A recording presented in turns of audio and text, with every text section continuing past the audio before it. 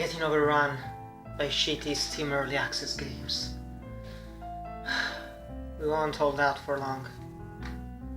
If only someone could help us. All we need is a miracle.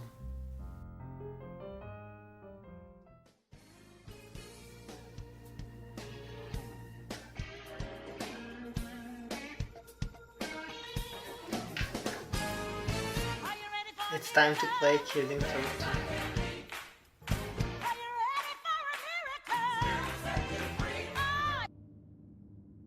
Killing Floor 2 is the sequel to the 2009 cult hit wave-based first-person horror shooter, developed and published by Tripwire Interactive and now available on Steam Early Access.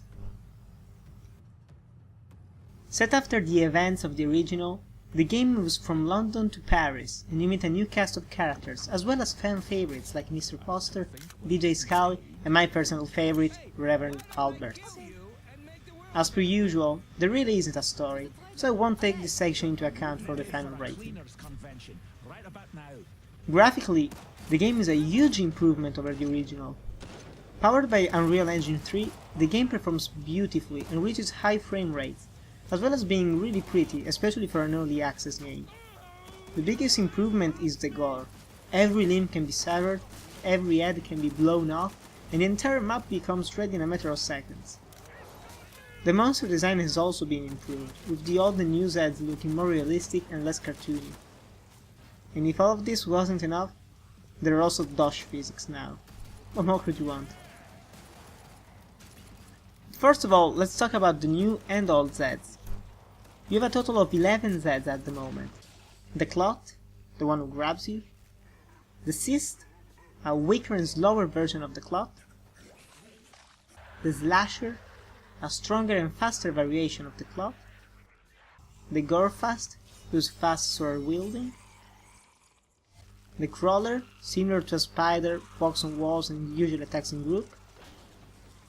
The Bloat, similar to Left 4 Dead's Boomer, he is big and spits poisonous goo. The Husk, who shoots fire from his arm. The Stalker, invisible at long range. The Siren, whose scream destroys grenades and hurts everyone surrounding her. The Scrake, the Chainsaw Maniac. And the Flesh Pound, the strongest one, who everyone should try to kill first.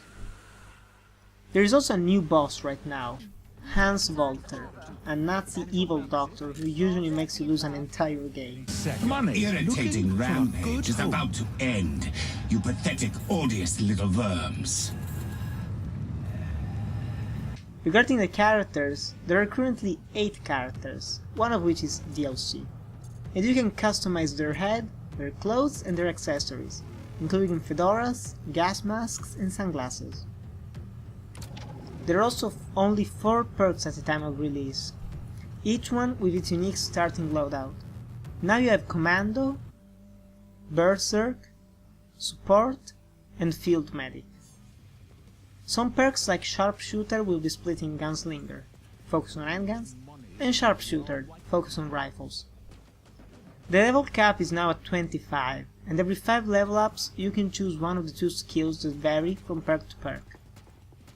There aren't many gameplay changes, but there are some new additions.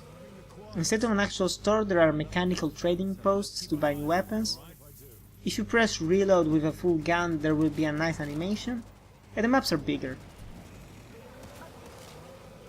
This is the hardest wave-based game you will play.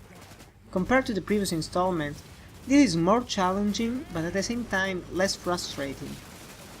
There is a better balance amongst perks, and some Zeds like the Scrake and the Flesh Pound are not as overpowered as before.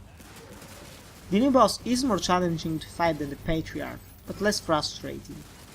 The overall experience feels more accessible to new players and at the same time not dumbed down for veterans. The enemies get stronger at each wave, and sometimes also change tactics. For example, the Husk uses his arm as a flamethrower. This makes the fast-paced experience more and more varied. Really good soundtrack to make you feel more like a badass when decorating the streets of Paris in red. Now the name of each track appears on the screen while playing. The sound effects have been improved, especially regarding the environment.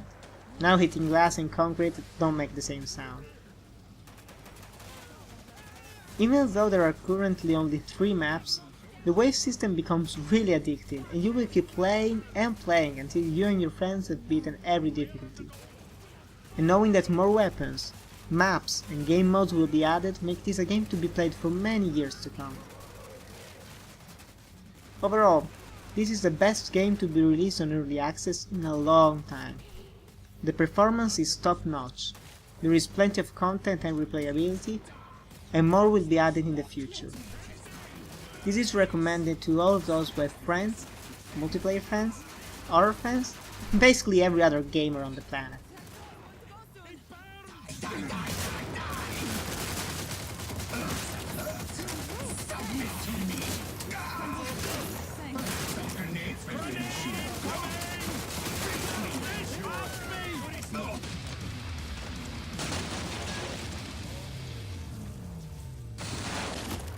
That did the trick. Ta! See?